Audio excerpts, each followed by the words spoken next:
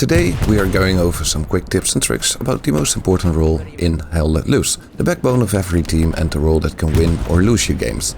Having efficient and competent squad leaders in a game is so important, I can't stress that enough. Even if you don't have a commander but you do have competent squad leaders, you can still win a game. Now, this video is a precursor to my more in-depth guide about playing the squad leader role, which is coming out soon. I might even do 2 guides about squad leading, a basic one and an advanced squad leading guide, since the role is so important and there's so much to tell. Anyways, I'm drifting off here. In this video I will explain some quick tips and tricks that you can apply when playing squad lead. As in my infantry tips and tricks video, these tips are in no particular order, so pay close attention. It is every squad leader's job to make sure the Garrison network is in order. If you look at this example from a match I played earlier, this is a Garrison network that makes everyone happy and, more important, wins you games. Ideally, you will want one garrison just outside the hard cap of the point, and if you place it inside the hard cap, there's a 90% chance that it will get shelled by artillery, and everyone spawning on it will be miserable and have their morale hitting rock bottom.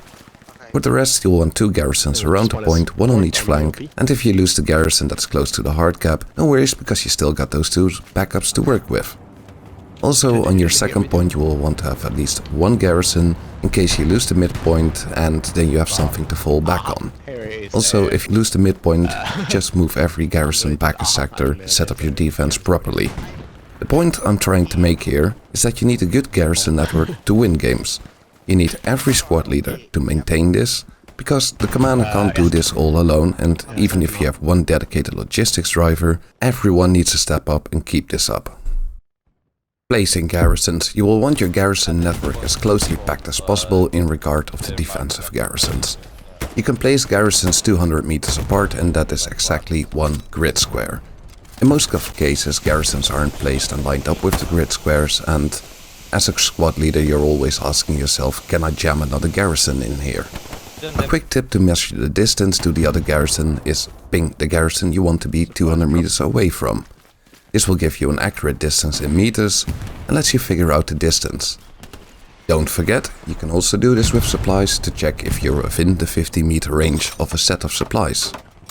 Also, if you're placing a garrison, be on the lookout where you place it. For example, if you lose a point, you will lose the 2 grid rows that are in combination with the point.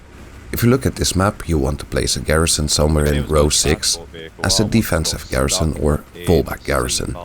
It is better to place it in the 7th row as close to the edge of row 6. This way, if you lose the midpoint for example, you will not lose the much needed garrison.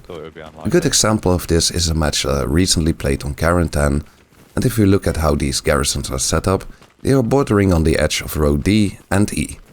If we had lost town center, we would still have 2 garrisons in place to attack or defend from. And the same goes for the garrison in the B row. If the pumping station was lost, the garrison in B3 would still be up. When it comes down to placing outposts, too often I see other squad leaders leaving their outposts too long in one spot. You will want to be flexible with your outpost. Move it up, move it back, depending on the objective you're attacking or defending. Also, if you leave your outpost for too long in one spot, the enemy will eventually figure out where your squad is coming from and push your OP. Another thing you can do is to be ready with your outpost if you see the point you're defending is about to be lost. If the point is almost lost, wait with placing your OP or even picking up your old OP to reset the cooldown timer. Once the point is lost, you can then instantly place your OP and give your squad a good fighting chance to counterattack the point before the enemy gets their numbers and defenses in the point. In short, move your OP regularly, set up your squad up for success, and give them the best attacking or defensive spawn point you can give them as a squad leader. If your outpost is in a bad spot where your squad gets pummeled into oblivion, move your OP ASAP, else your squad will just be cannon fodder. In my opinion, the use of markers is currently underused by a lot of squad leaders. You can do so much more than placing a move marker or just simple placing an attack marker. If I am squad leading, I generally use multiple markers and give them different meaning by communicating objectives that are on the mark. For example, I use the move, attack and observe marker a lot to communicate objectives on the map. I give them meaning or an exact marker where the objective is, and as a squad leader you can say enemy garrison on my attack marker, we're going towards the move marker, or enemy outpost on my move marker, and keep an eye out for the compound on my observe marker. You can give markers different meaning by communicating it to your squad. Be flexible with your markers and give your squad the information they need to be effective. I can also highly recommend to get used to the radial menu when placing markers. As a squad leader, you can open the radial menu by clicking and holding the middle mouse button. All the most commonly used markers are in the top right, and once you get used to this, it will allow you to place markers quickly and no need to open the map if you want to mark something quickly that you can see. Playing the map. Someone once said to me, playing squad leader is 25% of your time is spent watching the map and 75% actually playing. And this is actually true. You will want to be looking at the map often and update markers, update information to your squad. And again, just like placing markers, give your squad the information they need to be effective. Another thing you should be doing as a squad leader is constantly analyzing what is happening around you or around the map. Are you assigned to attacking? Ask yourself the question, is this the right place to attack from? Sometimes if you look at the map, you see the majority of players attacking from one direction. In that case, it might be better that you loop around and get a flanking OP up to set up the attack from multiple directions. Because flanking is a really powerful tactic in Hell Let Loose. Or if you're playing as defenders, don't sit on the hard cap, move the defensive line up, fight them in key places just outside the hard cap, and take control of key areas and buildings. Look where the attack is coming from, cut them off, clear out the garrisons and outposts to secure your sectors around the hard cap. As a squad leader, there's always this important question, should you be attacking or defending? To make an informed decision on that, you need to understand how the capping system works in Hell Let Loose. Now, this can be complicated to understand, and I will do my best to explain it as best as I can. There's something called the hard cap or strong point and soft cap. The hard cap is everything on the point inside the circle, and the soft cap are the 4 grids around the point. An active player inside the hard cap gets a 3 times multiplier to the cap weight, and a player in one of the 4 sectors around the point just counts for 1 towards the cap weight. Commander reinforceability will add +1 for every player that's inside the hard cap. For example, if you got 2 players inside the hard cap, they get a 3 times multiplier, so they count for 6 points towards the cap weight. Add in the commander reinforceability, these 2 players will get 2 extra points towards the cap weight. Because they are with 2 in the hard cap, and reinforce adds 1 point per player for every player that's in the hard cap. To see what pressure or how the cap weight is applied to a certain point, you can make use of the chevrons that you can see if you're inside the hard cap. 1 chevron stands for 1 to 14 cap pressure, 2 chevrons is 15 to 29 pressure, and 3 chevrons is 30 or greater. The total time to cap a point is 2 minutes regardless of how much pressure there is on a point, i.e. more people doesn't increase cap speed. Now that was a boatload of information, so let me summarize.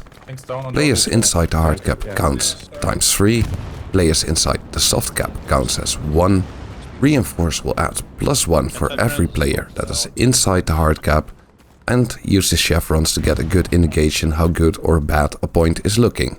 May have gone a little bit overboard with explaining this, but anyways, you got the full picture or the full explanation on how the system works. And another thing, just look at the map. If you see a defensive squad that got completely wiped, you might need to fall back. Last one, and the most important one. All the information in this video is futile if you don't lead your squad and communicate with your squad. As a squad leader, it is basically mandatory to have a working microphone, because you need to relay and communicate info with your squad, else they don't have any information to be effective. You don't need to chit-chat, you just need to give clear and concise instructions to your squad and fellow officers. Even if nobody is talking, lead by example.